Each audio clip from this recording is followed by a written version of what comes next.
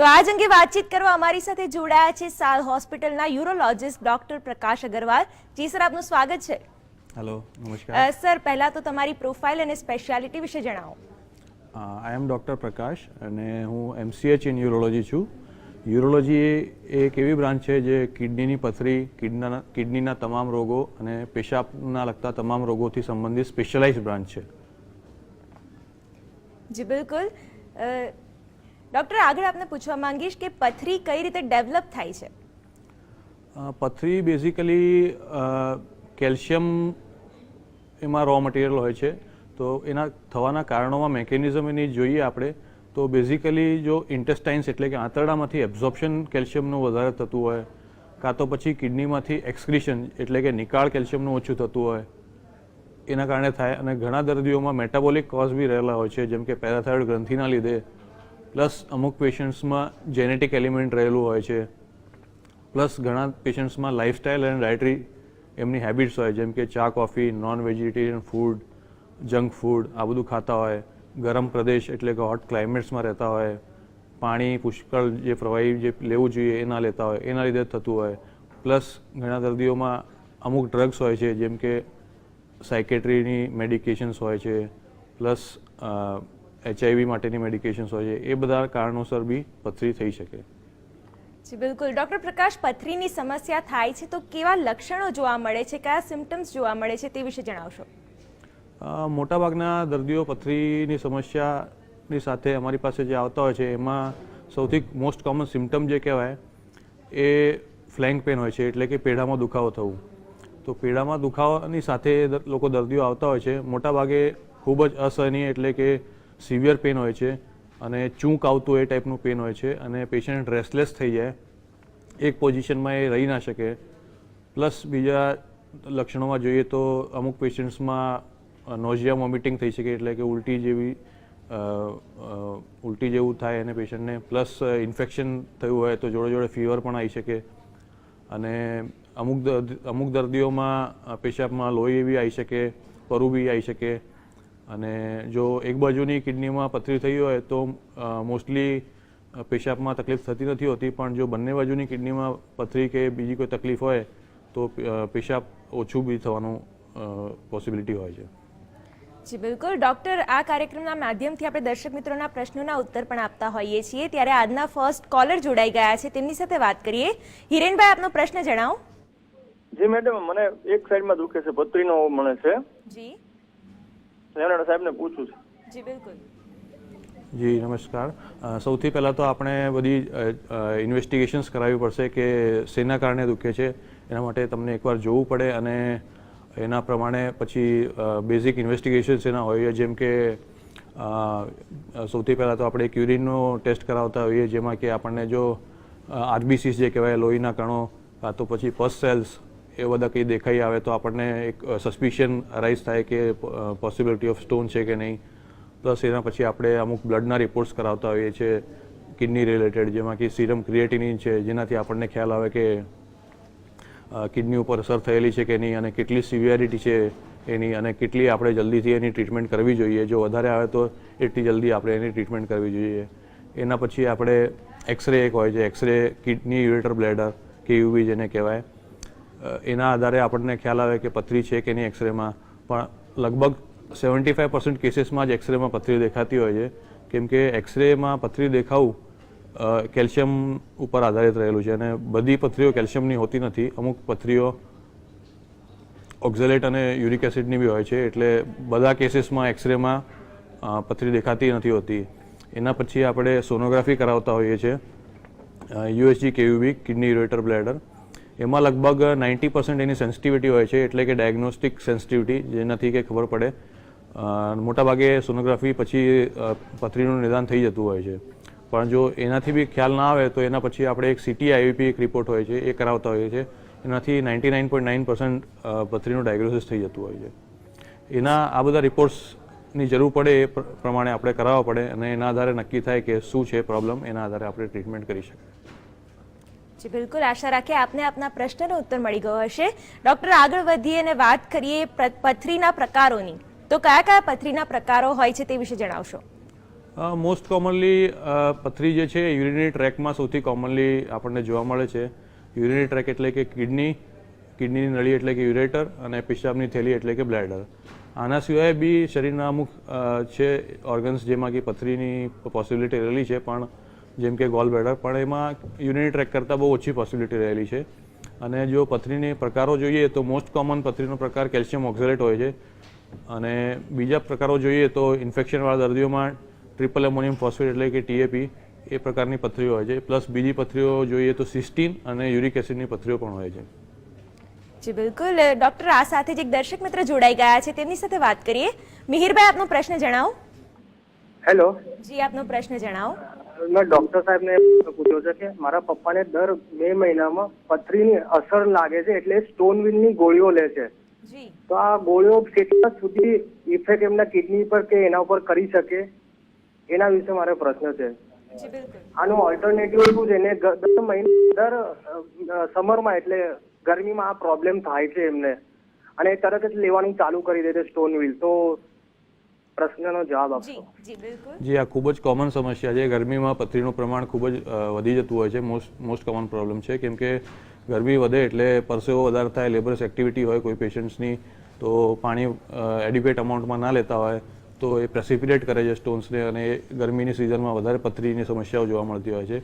અને જેમ કે એમણે કીધું કે વારંવાર થાય છે અને દવાઓથી એમને તકલીફ પડે છે, તો જાણવું પડે કે ક્યાં પથરી છે એને ઇન્વેસ્ટિગેટ આખું કરવું પડે, અને એના દ્વારા નક્કી થાય કે એનું કારણ શું છે. અને આપણે ફરી વાર ના થાય એના માટે આપણા અમુક રિપોર્ટ્સ હોય છે બ્લડના અને યુરિનના, એ કરાવીએ તો આપણને ખ્યાલ આવે કે કેમ વારંવાર થાય છે, ને એકોર્ડિંગલી આપણે એને જો દવાથી મળતું હોય દવાથી, નહીં તો પછી ઓપરેશનથી એનું નિદાન અને એનું સારવાર કરવું પડે.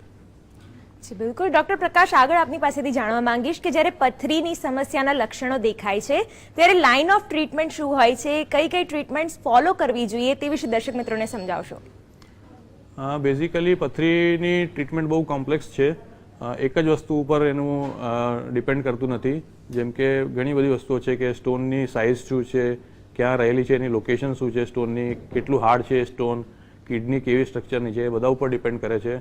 પણ છતાંય ગ્રોસલી આપણે જોવા જઈએ તો સાઇઝ પ્રમાણે જોવા જઈએ તો 6 mm કરતાં ઓછી જે પથરી હોય છે મોટાભાગે કન્ઝર્વેટિવ એક્સપેક્ટન્ટ મેનેજમેન્ટથી નીકળી જતી હોય છે, જેમાં કે પાણી પેશન્ટને અમે ખૂબ પીવાનું કહીએ, અમુક દવા ગોળી આપીએ, એનાથી મોટાભાગે નીકળી જતું હોય છે અને ઓપરેશન કરવાની જરૂર પડતી હોતી નથી.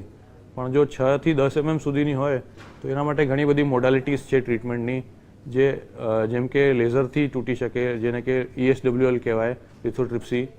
પ્લસ આપણે PCNL જે નાનું ઓપરેશન હોય છે એ કરી શકાય, જેમાં કે કમરમાં એક પેન જેટલું નાનું કાણું પાડીને 1 સેન્ટીમીટર જેટલું એના વડે દૂરબીન નાખીને પથરી કાઢીને લેવામાં આવે છે.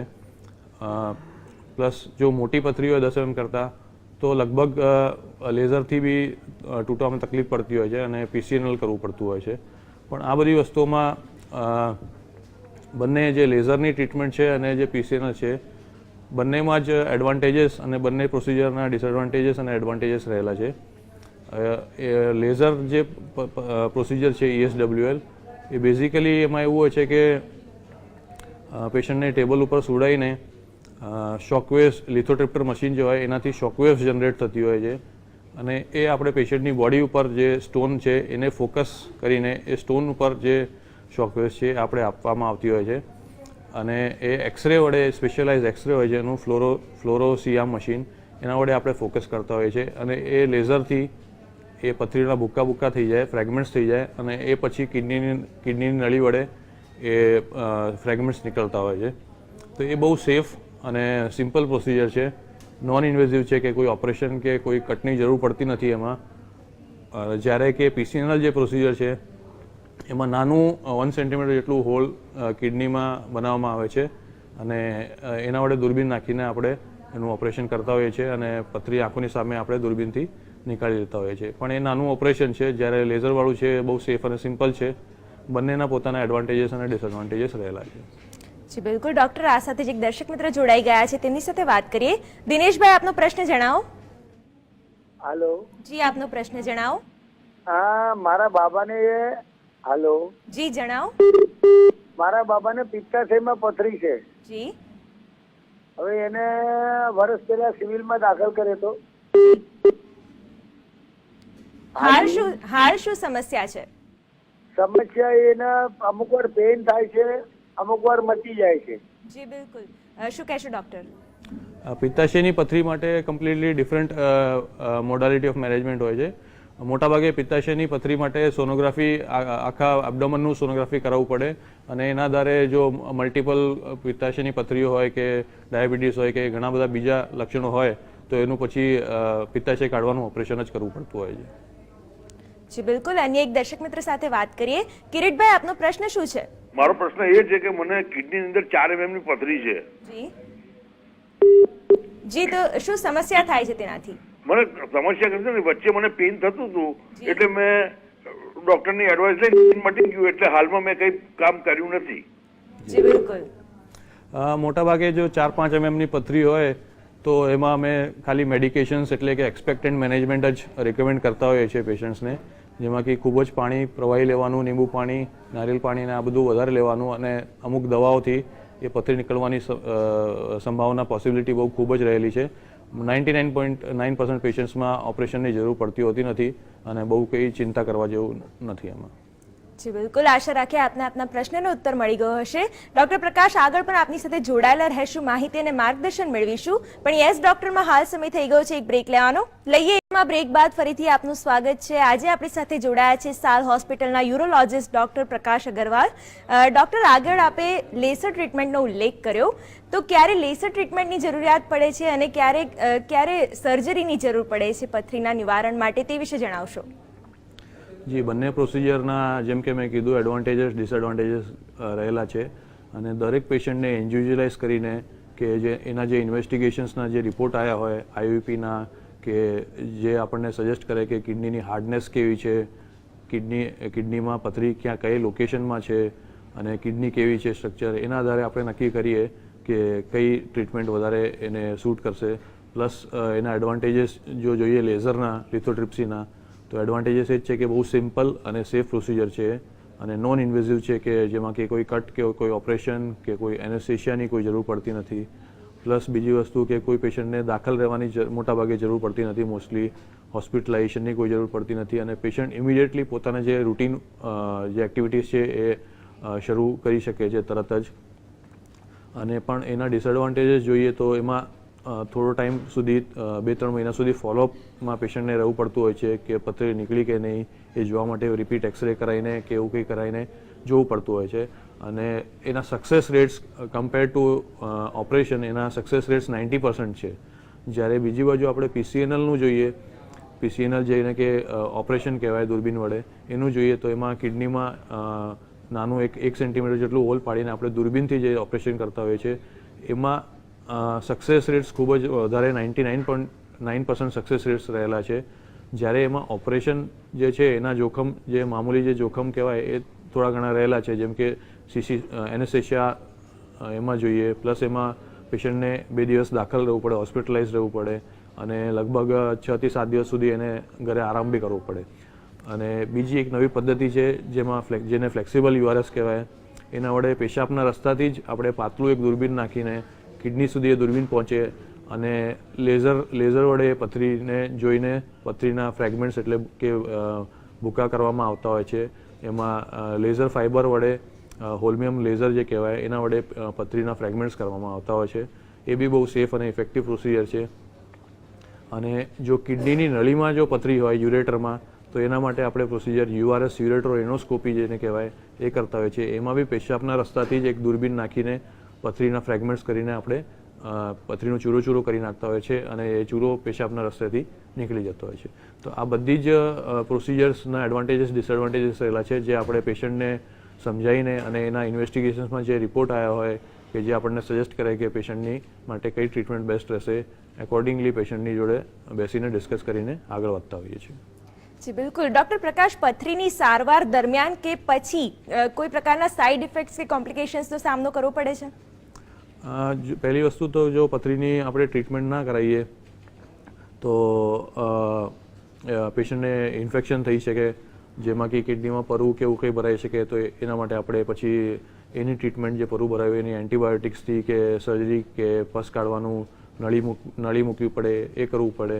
અથવા તો જો પેશન્ટ ઇગ્નોર કર્યા કરે પથરીને તો ઘણા ટાઈમ સુધી ઇગ્નોર કરે તો કિડની ઉપર અસર થાય અને એક સ્ટેજ એવો આવે કે જેમાંથી કિડનીને ઇરિવર્સિબલ ડેમેજ થયો હોય એટલે કે કિડની કામ કરવાનું ઓછું કરી દે એ સંભાવના બી થઈ શકે. પ્લસ જો ઓપરેશન કર્યું હોય તો નાના મોટા જોખમ જે રહેલા છે જે એનેસ્થેશિયાના રિલેટેડ જે કોમ્પ્લિકેશન્સ કે સર્જરીના રિલેટેડ જે કોમ્પ્લિકેશન્સ કે જેમાંથી થોડું બ્લીડિંગ થઈ જાય તો ઘણીવાર દર્દીઓને લોહી ચડાવવું પડે કે નાના મોટા જે કોમ્પ્લિકેશન્સ હોય એ પેશન્ટને સમજાવીને પછી આપણે આગળ વધતા હોઈએ છીએ. જી બિલકુલ. ડૉક્ટર પ્રકાશ આગળ પણ આપની સાથે જોડાયેલા રહેશું. પથરી અંગેની જે ગેરમાન્યતાઓ છે તે શું છે તે અંગે વાત કરીશું. પણ યસ ડૉક્ટરમાં હાલ સમય થઈ ગયો છે વધુ એક બ્રેક લેવાનો. લઈએ એક બ્રેક.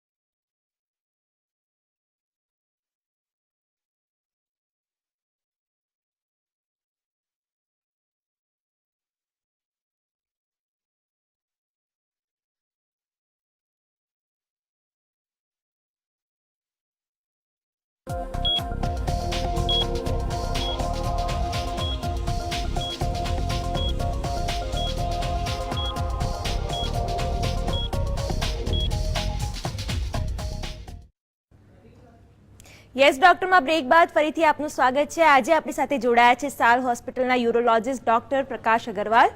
ડૉક્ટર, આજે આપણે પથરીની સમસ્યા અને તેની સારવાર વિશે વાત કરી રહ્યા છીએ.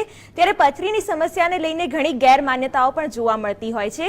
તે શું છે અને આપ તેનું કઈ રીતે ખંડન કરો છો તે વિશે જણાવશો.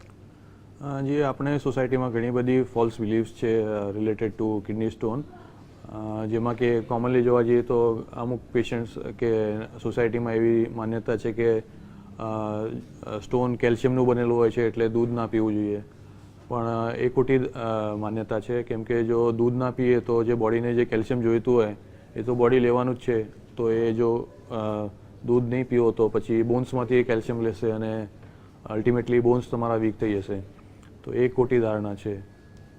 પ્લસ બીજી ઘણી બધી ખોટી ધારણાઓ છે, જેમ કે ઘણા લોકો કે સીડ્સવાળી વેજીટેબલ્સ જેમ કે ટમેટા અને એ બધું ખાવાથી સ્ટોન્સ થાય.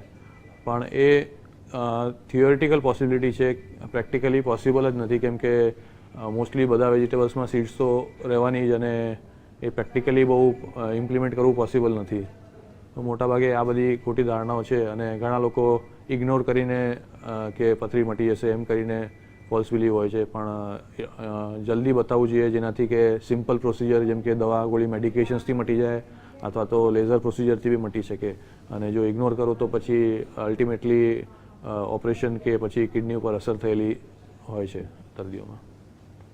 જી બિલકુલ. ડૉક્ટર, એવું પણ કહેવાય છે કે બિયર પીવાથી કિડનીની પથરીનો નિકાલ કરી શકાય છે, તો તે સાચું છે? બેઝિકલી બહુ જ એક કોમન માન્યતા છે, ઇવન એજ્યુકેટેડ લોકોમાં બી એવું છે કે બિયર પીવાથી મટી જાય. બેઝિકલી એનું રીઝન એવું છે કે બિયર ઇટસેલ્ફ એક ડાયુરેટિક છે. ડાયુરેટિક એટલે કે જે પેશાબનું પ્રમાણ વધારે. તો લોકોને એવું હોય છે કે ડાયુરેટિક છે એટલે કે બેઝિકલી એ ફ્લશ આઉટ કરી દેશે જે સ્ટોનના ફ્રેગમેન્ટ્સ છે કે જે. પણ ઓન ધ અધર વે જોવા જઈએ તો કોઈ બેનિફિટ કરતાં બી એ વધારે હાર્મ કરે છે. કેમ કે એમાં જે ફીણ એનું જે ઝાગ જે બિયરનું હોય એમાં ઓક્ઝલેટ રહેલું હોય છે, અને ઓક્ઝલેટ ઇટસેલ્ફ એક રો મટીરિયલ છે સ્ટોનનું. તો અધર વે રાઉન્ડ કે બેનિફિટ કરવાની જગ્યાએ અલ્ટિમેટલી હાર્મ કરે છે. અને જો ડાયુરેટિકનું જ તમારે બેનિફિટ લેવું હોય તો બિયર કરતાં આપણે બીજી ઘણી બધી અવેલેબલ વસ્તુ છે, જેમ કે સાઇટ્રસ ફ્રૂટ્સ છે, એમના જ્યુसेस છે, લેમન વોટર છે, કોકોનટ વોટર કે નારિયેળ પાણી છે, બટર મિલ્ક એટલે કે છાશ છે. એ બધું આપણે લઈએ તો એનું ડાયુરેટિકનું જ કામ કરશે, અને બિયરના લીધે જે સ્ટોન થવાની પોસિબિલિટી છે એ આપણે ઓછી થઈ જશે.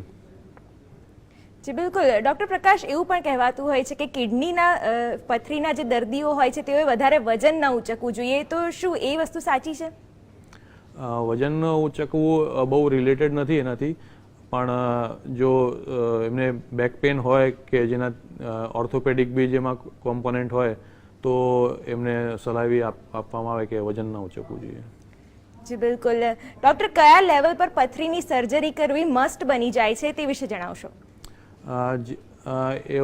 ઘણા બધા કેસીસ એવા આવે જેમાં કે કિડનીના રિપોર્ટો જે કહેવાય સિરમ ક્રિએટિનિન, એમાં ધારો કે રિપોર્ટ ચેન્જ થયા હોય કે જે નોર્મલ જે રિપોર્ટ છે 1.5 સુધી ગણાતું હોય, તો એ રિપોર્ટમાં વધારો થયો હોય, અથવા તો બંને બાજુની કિડનીમાં પથરી હોય, અથવા તો પેશન્ટને